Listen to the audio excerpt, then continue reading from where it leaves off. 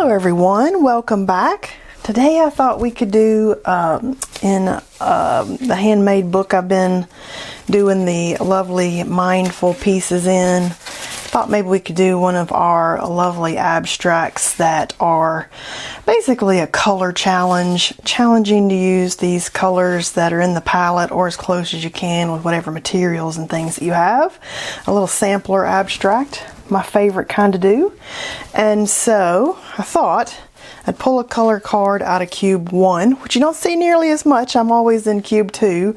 For some reason, cube 2 just seems to be my favorite, and I can't really put my finger on it. They're both 250 random cards, but I do seem to like the ones I pull out of cube 2 the most. So people always say, what's your favorite? And I'm like, I can't put my finger on it, but cube 2 is the one I seem to pull the most out of. So today I went to cube 1. So cube 1. So Color Cube 1 by Sarah Renee Clark. And I love all the color palette experimenting. So if you're just stuck in a color rut, or you don't know which direction to go, or you're like, oh, I've got one color, what can I put with it? This just solves all of that, and it helps you narrow things down before you even get started. And I thought today we would play in some Daniel Smith colors, and I have all my Daniel Smith colors squeezed out into the little art palettes, and man, these are convenient because I've got the blues and greens, I've got the pinks and oranges, and then I've got one for the metallics, and then I've got some space to add some more if I get more. And you know, the Daniel Smith live in a drawer because it's all the squeezy tubes and I just never pull them out, so using them in the little art palettes made that where I'll pull these out more. So I've pulled card 133. We're going into the fall here when I'm making this video, and I thought the leaves were beautiful, and I don't have the exact colors, so I've pulled as close as I could. It got me in a direction. I'm not trying to be matchy exacty but I did want it to give me a direction and to pick a color palette that I just wouldn't pull together myself. So I've got Daniel Smith Sepia, I've got Quinacridone Deep Gold, which may be brighter than that is, but we'll just see what we do. And then I got into the metallic one because, you know, I don't really have a black or a gray in my watercolors, and I thought, well, this is a good chance to play with these metallic colors that I don't play with very much. So I got iridescent blue silver, and I pulled out what is that? I wrote it on the back of my little thing so I could put them all back, but the Kyanite, Kyanite Genuine.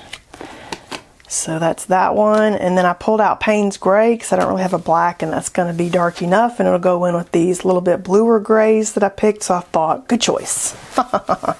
So there's our colors. And I do like that I can pull these out, but when I'm done I can put them back where they go because I wrote the color on the bottom with a Sharpie. I'm like super glad now that I did that. So I'm going to use those colors and just get the watercolor on the page, and then maybe I'll put these. I don't want to get this page dirty. It's a handmade paper that's pretty, and it's got a texture on one side, so I'll leave that on the one side. But on the back side I may come back and either put another piece of art on that, or I could do gesso, clear gesso on that paper, and then we could paint on it. But I think what I'm going to do is make decisions about the handmade papers further on in the book's journey. I don't have to make that decision right away because I love the handmade papers just like they are. It's like a beautiful piece of art there in the book, and they're kind of already finished, and now I can set these colors right there. How about that? Yes, I like the beauty of the handmade paper as it is, so I think that's pretty cool to have those. Okay, so where do I want to start? Maybe I'll start with this metallic-y one. And you know, with those abstracts, I was kind of doing organic-y, kind of abnormally kind of shapes, not like a defined square or circle or whatever. A little more like ovally shaped, really. And then I was coming back in with big ovals, and I've just decided that I love how that works out. So really we could just do like big ovals in the different colors, and that would probably give me the look I'm wanting, because I like the white space for mark making and the color for movement and getting you around the piece.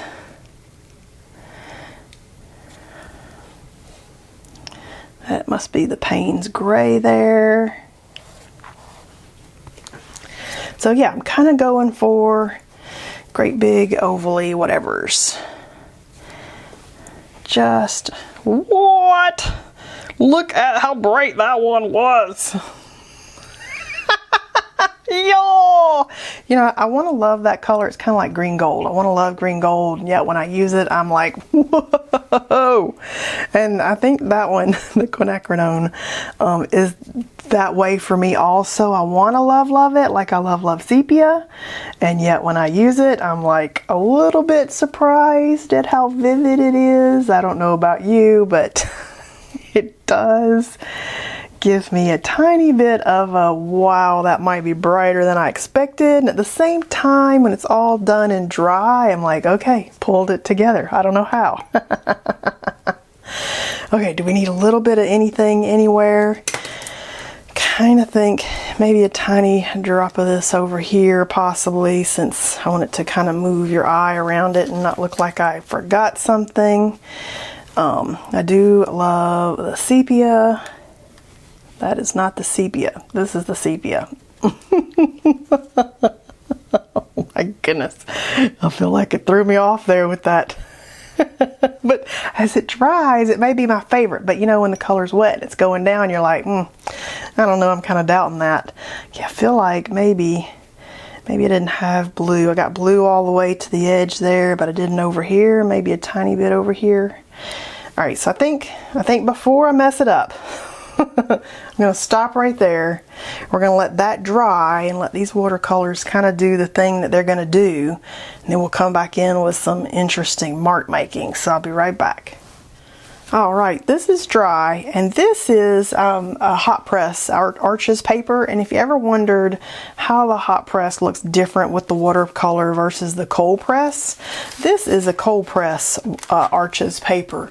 And you can kind of see like the watercolor is a little crisper and kind of stayed a little better where I put it, whereas with the hot press, the watercolor is not as crisp and it kind of didn't give me the hard edges. It spread out a little differently and looks completely different than that other piece does. And I just think that it's interesting how different the different paper makes your art look.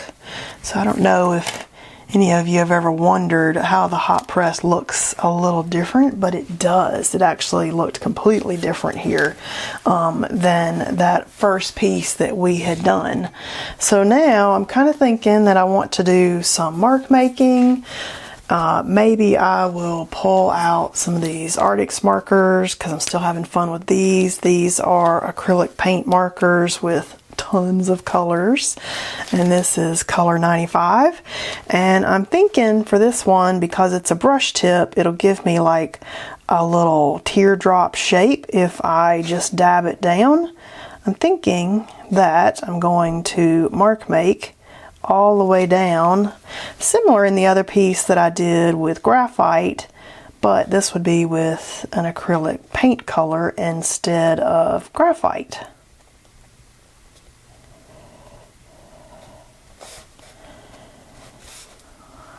Just because I think it's fun. And it's a color in our palette, so I'm still kind of sticking there to my palette, or very close. It might not be exactly the same exact color, but it's close enough in the color palette that even though it might not be identical, It looks like the darker color I used. It's a little bit shade off of, say, this color, but it's close enough for me to add that in and feel good about it. So that's what I mean about these. I want to, you know, be inspired and start with a color palette, but that doesn't mean that I necessarily have to stick 100% to it, but it gets you going. It gets you thinking about which direction you're going to take your piece, and you don't get hung up on the color aspect, which, let me tell you, I've studied color a long time. I studied it in college.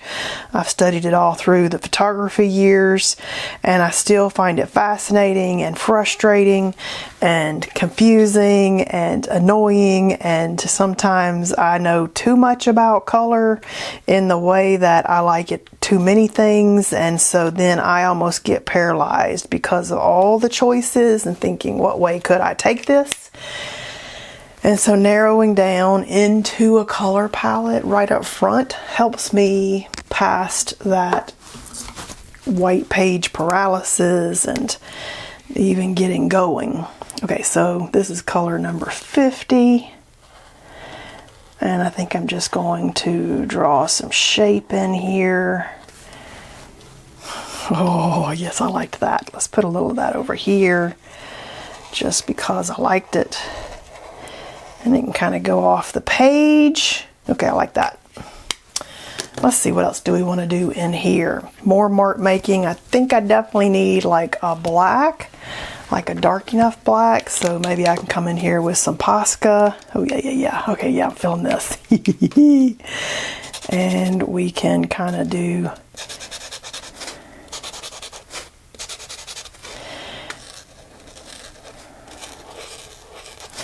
I could do like circles, or I could do that kind of rough scribble. I'm kind of thinking I want them a little more defined than that scribble, so maybe I'll do those as circles instead.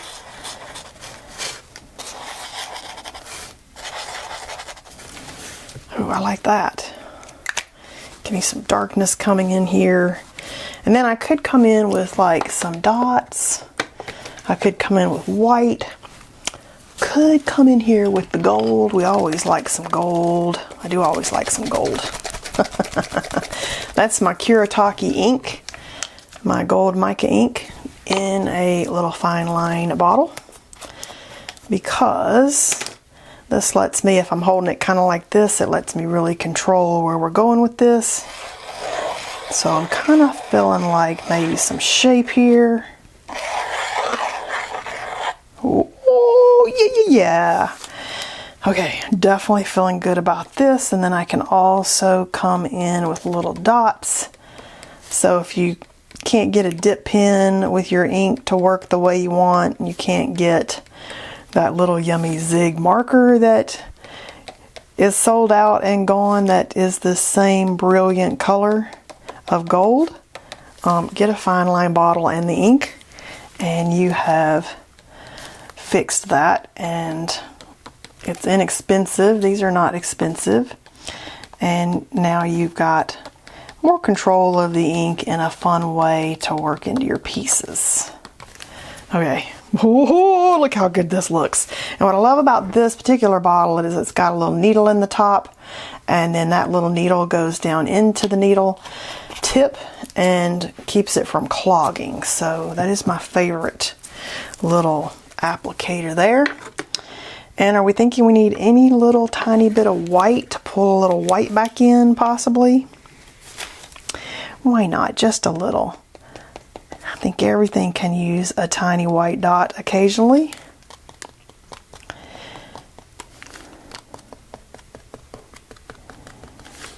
Ooh, just it looks so good. This is a good paint day. Some days I have some days where nothing comes out, and some days even the strangest color palettes work out fantastic. Okay, I'm actually digging that. So we'll need to let this dry a tiny bit, and so I'll be right back. I need to let the gold dry before I start peeling stuff, or I'll smear it. I'll be right back. Okay, I've got that to dry. I'm almost wondering, is the black dots too bold for the whole piece? I kind of feel like it could be, so I'm just going to pull out the Arctic marker, which is the same black as the Kuretake, and I'm kind of feeling like maybe it needs more than just the one area of black. So I'm feeling like maybe a little ladder of black. Why not, now that I've started going down the side of the page? But I think something like that was at least enough to pull the darkness in. Okay, I'm feeling good about that. And maybe some dark here in the corner perhaps, just so that that's not the only super black that's on there. Okay, I'm feeling better about that now.